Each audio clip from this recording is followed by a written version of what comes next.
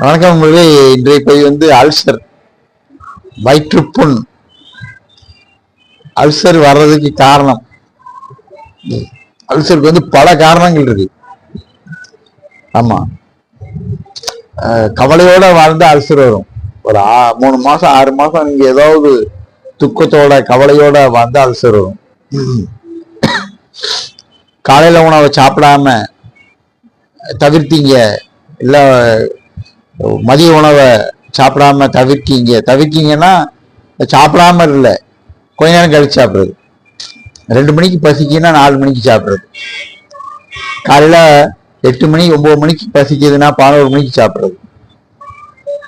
இந்த மாதிரி சாப்பிடாம இருக்கிறது இல்லை, தள்ளி சாப்பிட்றது. இல்லைன்னா ஏதாவது கடையில் காப்பி டீயை வாங்கி ஏதாவது சாப்பிட்டுக்கிட்டு பசியை அடக்கிறது.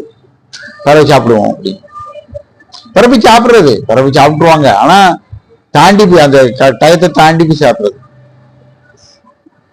காலையில ஒரு 9 மணிக்கு பசிச்சதுன்னா 9 மணிக்கு சாப்பிடாம 11 மணிக்கு சாப்பிடுறது. மதியம் 2 மணிக்கு பசிச்சா 4 மணிக்கு சாப்பிடுறது. இது எப்படி சாப்பிட்டாலும் உங்களுக்கு அல்சர் வர வாய்ப்பு இருக்கு. ஒரு 6 மாசத்துலயோ 1 வருஷத்துலயோ அல்சர் வரும். அதனால ஒரு நாள் சாப்பிட்டாலும் அல்சர் வராது. இப்படியே ரெகுலரா நீங்க 1 மாசம் ஃபாலோ பண்ணீங்கன்னா அல்சர் வந்துடும். அப்போ கவலையோட வாழ்ந்தா அல்சர் வரும். அதே மாதிரி சாப்பாடை நீ தள்ளி போட்டீங்க அப்படின்னா அல்சர் வரும். பிறகு தூக்கம், நைட்ல தூங்காம பகல்ல தூங்குறது, நைட் டியூட்டி பார்க்கறது. நைட் டியூட்டி பல மாசமா பல வருஷமா நைட் டியூட்டி பார்க்கறது, பகல்ல தூங்குறது, இப்படி இருந்தாலும் அல்சர் வரும். பிறகு வலி நிவாரணி மாத்திரை அதிகமா எடுத்தாலும் அல்சர் வரும். நீங்க எந்த மாத்திரை வலி நிவாரணி மாத்திரை போய் எடுக்கீங்களோ அதுல சைடு எஃபெக்ட் சொல்லி உள்ள பிரிண்ட் பண்ணிருப்பாங்க, மாத்திரையில பிரிண்ட் பண்ணிருப்பாங்க. சைடு எஃபெக்ட் சின்ன பொடி எழுத்து இருக்கும், நம்மளால படிக்க முடியாது. நீங்க அந்த மாத்திரையோட பேரை கூகுள்ல போய் அந்த பேரை டைப் பண்ணி அடிச்சு சைடு எஃபெக்ட் அடிச்சிங்கன்னா சைடு எஃபெக்ட் தான் வரும். இந்த மாத்திரை அளவு அதிகமாக எடுத்தீங்கன்னா உங்களுக்கு அல்சர் வர வாய்ப்பு இருக்கு, நரம்பு தளர்ச்சி வர வாய்ப்பு இருக்கு அப்படின்னு பக்க விளைவு வரும்.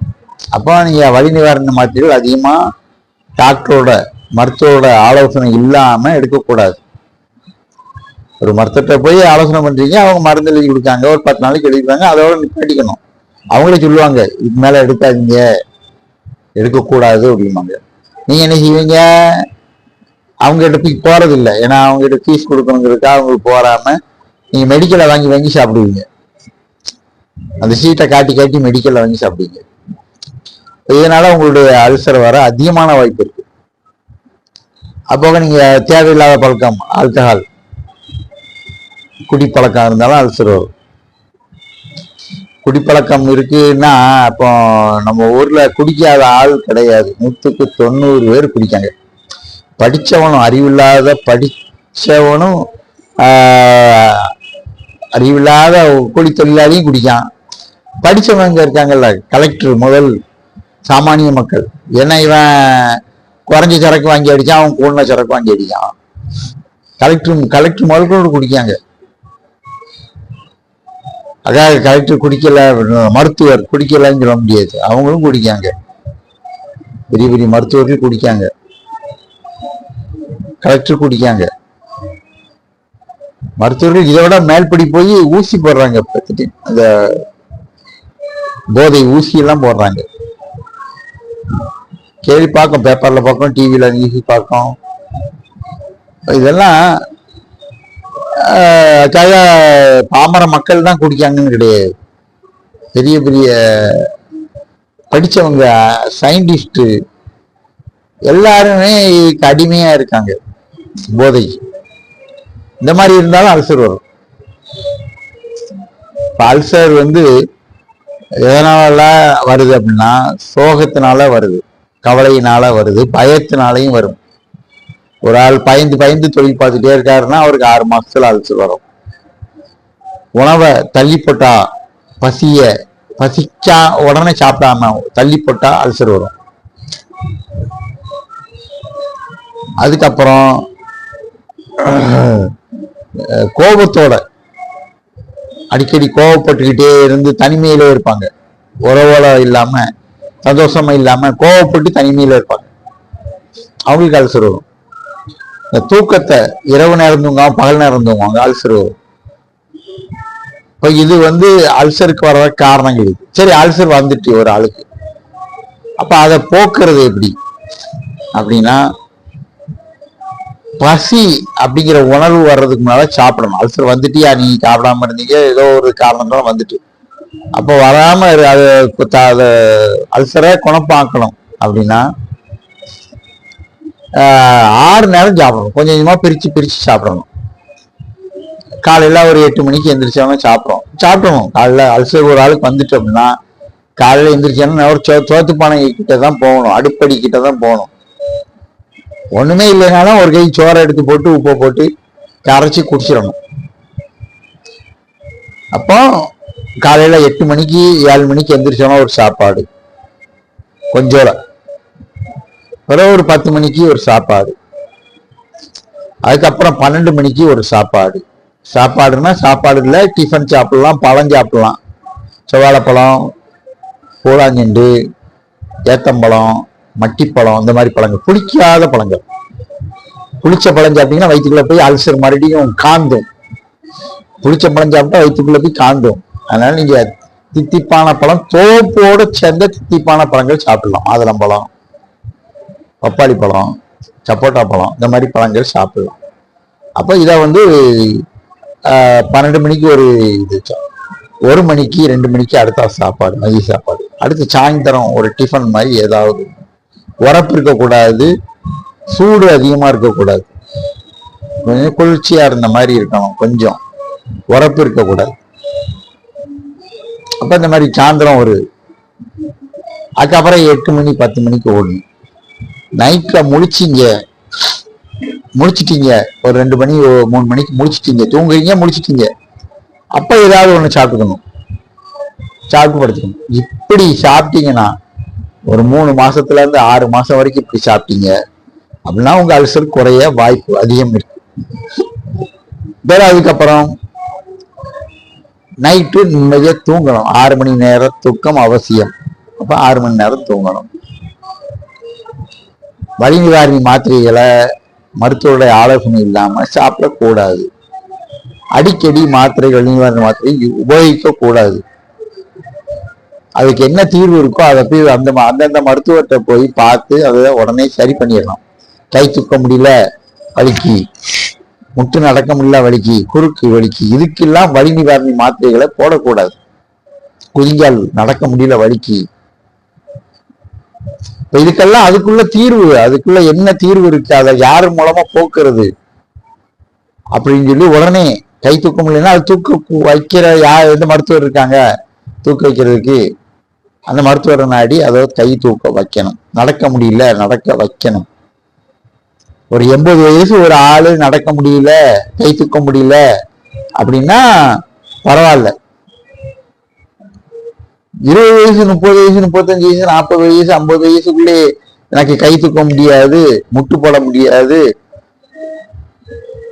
என்னன்னா குதிங்கால் வலிக்கு ரொம்ப தூரம் நடக்க முடியாது, குனிஞ்சி ஜாமான் எடுக்க முடியாது, குத்த வச்சு உட்கார முடியாது, இப்படிலாம் சொல்லக்கூடாது. அது இயக்க முடியல, அந்த உறுப்பை இயக்க முடியலன்னா இயக்க வைக்கணும். அதுக்குள்ள சிறந்த மருத்துவரை பார்த்து அதை இயக்க வைக்கணும், வச்சா சரி பண்ணணும். பண்ணீங்கன்னா எளிமையா தீர்வு கிடைக்கும். வலி நிவாரணி மாத்திரைகளை நீங்க வாட்டில் அள்ளி போடக்கூடாது. அப்ப அல்சர் வர வாய்ப்பு இருக்கு. ஆல்கஹால் உபயோகிக்க கூடாது, ஆனா எல்லாரும் உபயோகிக்க பழகிட்டாங்க இப்போ. அப்ப அதுக்கு தீர்வு என்ன? அப்போ நீங்க என்ன செய்யணும்? ஃபாரின்ல எல்லாம் குடிக்காம அப்படிங்காங்க. அப்ப குடிக்காங்கன்னா அது எப்படி குடிப்பாங்கங்கிறத ஒரு சிந்தனை வேணும். அவன் இவ்வளவுதான் குடிப்பான், காலையில எந்திரிச்சோடனே இவ்வளவுதான் ஊற்றுவான், ஊற்றி தண்ணி நிறைய ஊற்றி பெக்கு வைக்கா கொஞ்சம் கொஞ்சம் குடிச்சிட்டு சாப்பிடுவோம். அந்த சாப்பிட்றதுக்கு தான் அந்த பெக்கு, அந்த சாப்பிட்றதுக்கு தான் குளிர் பிரதேசமா இருக்கும். அதனால சாப்பிட்றதுக்கு இவ்வளவு தான் குடிப்பான்.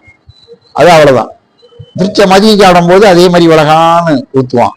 இவ்வளவு தூரம் தண்ணியை ஊற்றுவான், இல்லை சோடா ஊற்றுவான், இல்லை கலர் பானம் ஊற்றுவான். ஊற்றிட்டு அதை சாப்பிடும் போது அவன் சாப்பிடும் போது அதை கொஞ்சம் கொஞ்சம் அப்படி குடிச்சுக்கிடுவான். அது மாதிரி நைட்டு இவ்வளவுதான். ஒரு குவார்டரை வாங்கி ஒரு ஆஃபை வாங்கி ஒரே நேரத்தில் உட்காந்து கட்ட கடற்கரை கண்ணை மூடிட்டு மூக்கை பொத்திக்கிட்டு கடற்கரை அடிக்கிறது இல்லை, ஊறுகாயை தொட்டுக்கிட்டு அடிக்கிறது இல்லை. அது அவன் செய்ய மாட்டான். அப்ப நம்ம அது எப்படி குடிக்கிறதுக்குன்னு ஒரு ஸ்டைல் அப்படிதான் நைஸா அப்படி குடிச்சா சாப்பிடணும், நல்லா வயிற்றுக்கு நல்லா சாப்பிடணும். அப்போ சாப்பிடும் போது அது தேவை அப்படின்னா அந்த அளவா அது கொஞ்சம் எவ்வளோ ஊற்றிக்கணும், இவ்வளோதான், இவ்வளோ பெரிய டம்ளர்ல இவ்வளோதான் ஊற்றணும். ஊற்றிட்டு வாங்கி ஊற்றிட்டு பிறகு ஃபுல்லாக தண்ணி ஊற்றி எவ்வளோ கலர் ஊற்றிக்கிட்டோம், ஏதாவது ஒன்று ஊற்றிக்கிட்டு கொஞ்சம் கொஞ்சமாக சாப்பிடும் போது பிடிக்கணும். இப்படி பழகணும். மட்டா குட்டிக்கார மாதிரி ஒரு ஃபுல் ஆஃப் வாங்கி வச்சுட்டு கட கட கட அடிச்சுட்டு கொஞ்சோட சாப்பாடு அப்படின்னா அல்சர் வர வாய்ப்பு அதிகமா இருக்கு. குடல் புண்ணாயிரும். ஏன்னா குடிக்கிறது இப்ப என்னென்ன ஆகி போச்சு, மாடர்ன் குடிக்காம யாரும் இருக்கிற மாதிரி தெரியல. அப்போ இப்படி மாத்திக்கணும். அந்த ஆல்கஹால் போச்சுன்னா அதுக்கு தகுந்த மாதிரி உணவு உள்ள போகணும். அவன் போய் உள்ள போனா உணவு உள்ள போனா தான் குடலை அவன் சாப்பிட மாட்டான். இல்லைன்னா உணவு கொடுக்கலன்னா குடலை சாப்பிடுவான். அதனால குடியாளர்களா இருந்தா இந்த மாதிரி சாப்பிடுங்க, நல்ல வயிற்றுக்கு சாப்பிடுங்க. சாப்பிட்டீங்கன்னா அல்சர் வராம தப்பிக்கலாம். சில குடியாளர்கள் 90 வயசு வரைக்கும் தண்ணி அடிக்கிட்டு இருக்கிறவங்களா இருக்கிறதுன்னு செய்றாங்க வீட்டுல. ஆனா அவங்க நல்லா சாப்பிடுவாங்க, தண்ணி அடிப்பாங்க, சாப்பிடுவாங்க. இந்த மாதிரி சாப்பாடு முக்கியம். அப்போ குடியினால இப்படி அல்சர் வந்துட்டு அப்படின்னா போக்குறதுக்கும் தான் சாப்பாடு தான். உழைப்புக்கு உணவு, உணவுக்கு உழைப்பு. இப்போ உழைப்பு அதிகமா இருக்குன்னா அதுக்கு உணவு தேவை. அதிகமா உணவு அடிக்கீங்க, அதுக்கு உழைப்பு தேவை. உணவுக்கு உழைப்பு தான் மருந்து. ஜெலிசிலோ எதுவும் மருந்து கிடையாது. அதுக்கு நல்லா வயிறு நிறைய உணவு சாப்பிட்டோம்னா உழைப்பு தான் மருந்து. அதுக்கு உடல் உழைப்பு பண்ணணும், நல்லா வாக்கிங் போகணும், ஜாக்கிங் போகணும், உடற்பயிற்சி பண்ணணும், அது ஜெமிக்க வைக்கணும். அந்த உணவை என்னென்ன சாப்பிட்டோமோ அதுக்காக ஜீரண சக்திக்காக நல்லா உடற்பயிற்சி பண்ணணும். இது மாதிரி பண்ணினா நம்ம அல்சர் தப்பிக்கலாம். இதுதான். அதுக்கு போக வேணும், மருந்து வேணும்னா ஹோமியோபதியில ஏகப்பட்ட மருந்து இருக்கு. அல்சர் காம்பினேஷன் நீங்க உங்க பக்கத்துல உள்ள ஹோமியோபதி கடையில போய் அல்சர் மருந்து அப்படின்னா லிக்விட்ல தருவாங்க, இல்லை மாத்திரையில குளோபல்ஸ்ல தருவாங்க, மாத்திரையில தருவாங்க, இனிப்பு மாத்திரையில. நீங்க அதை வாங்கி பயம் இல்லாம பயன்படுத்தலாம். பயன்படுத்திங்கன்னா இதெல்லாம் தப்பிக்கலாம். இதுதான் அல்சருக்கான பதிவு. அல்சருக்குன்னா என்ன, அது வந்தா ஏன் வருது, அது போக்குறதுக்குள்ளான வழியை எளிமையான முறையில உங்களுக்கு சொல்லியிருக்கும். பார்த்து கவனமா இருங்க, ஆரோக்கியமா ஆனந்தமா இருங்க. மேலும் ஒரு நல்ல பதில பார்ப்போம். நன்றி, வணக்கம்.